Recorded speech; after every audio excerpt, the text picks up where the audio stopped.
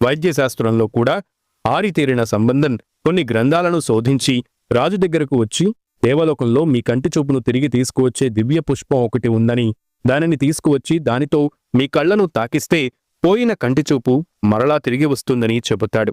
సంబంధం చెప్పిన మాటలు విని ఎంతో సంతోషించిన ప్రౌఢదేవరాయలు మరుక్షణంలోనే నిరుత్సాహపడి, ఈ కాలంలో దేవలోకానికి వెళ్లి ఆ పుష్పాన్ని తెచ్చేవాళ్లు మన రాజ్యంలో ఎవరు ఉన్నారని అడుగుతాడు.